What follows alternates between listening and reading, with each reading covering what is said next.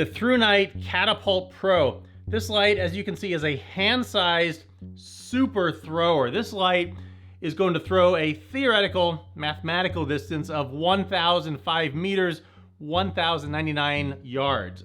Really, your eyes are not gonna be able to see that far physically, but the point being, this light is going to throw as far as the night or your eyes or the particulate matter in the night that night are going to allow you to see. This is a super thrower and really fairly compact.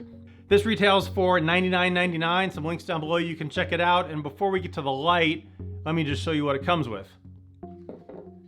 So belt clip case, it's a thinner material design. It's not a super stiff one. This one's on the more flimsy side, as it were. Light goes in here, Velcro over the top, D-ring there. Belt will fit through here, and so you can carry it that way if you're so inclined. It also comes with a USB to USB-C cable because this light is rechargeable, which I'll show you. Many of us probably have a million of these cables, but there's one more if you buy the light. And then it comes with a little packet of accessories of a lanyard and some extra O-rings and some metal rings and some extra battery charging port covers, so some extra accessories there. Of course, also comes with the Thrunite instructional pamphlet. You can read this stuff on the website. I will go over it here, or you can read it here in multiple languages. All right, so back to the light. As I mentioned, $100 for a fairly compact super thrower. Taking it apart just to look at the inside, this light is powered by a rechargeable Thrunite 26650. It is a chunker of a battery, you can see, if you're not familiar with the 26650s. Goes in here at the base. It's only the front part that comes off. The back does not come off. There's a spot to mount your lanyard right here, but back in there. And then screw this back together. Forward to that right here is the charging port. You just open that up. USB-C rechargeable. The light will light up red when it's charging, blue when it's fully charged. And then also when the light is on, that same charger will give you an idea of the battery charged. Blue if it's above 20%, red if it's below 20%, so that you know when it's time to recharge the battery.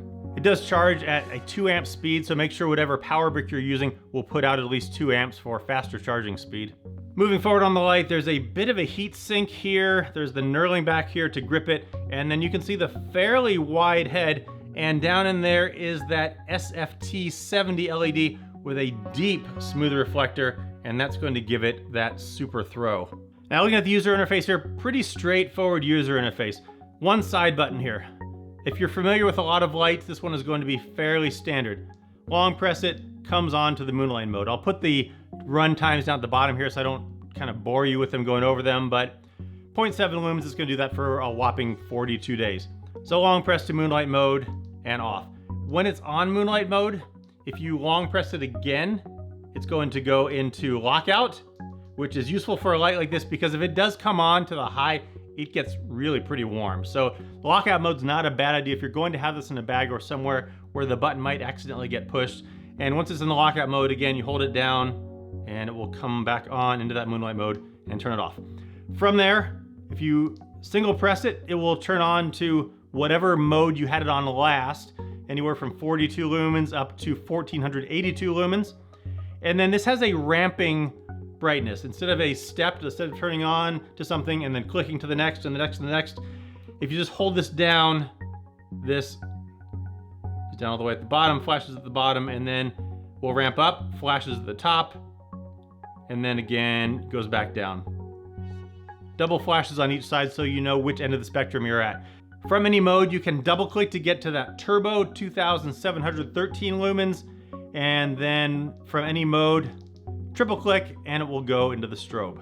Now, like I mentioned, this thing is a super thrower. It will throw out as far as either your eyes or the night. It allows you to see. If you have a fairly clear night, you can shine it way out to like this water tower, a couple hundred yards away, and it super easily lights it up. However, if you're somewhere where there's a lot of particulate matter in the air, that's going to stop this light from really getting its full potential as far as usefulness for a thrower, because all that stuff's going to get in the way. You can also see by the beam pattern here, it just puts out this super focus beam. It's most definitely not a floody light. This is a dedicated thrower. So make sure that if you're getting it, you're going to be using it for something in that function. You could just move it back and forth if you wanted some flood from it. So you could make a thrower into a bit of a floody light by fast flittering it back and forth. Whereas you couldn't make a floody light into a thrower because it just doesn't have the physics for it. But this light, the Thrunite Catapult Pro, not a bad price, super thrower, super bright, and fairly compact size. So check it out, links below, and I will catch you next time.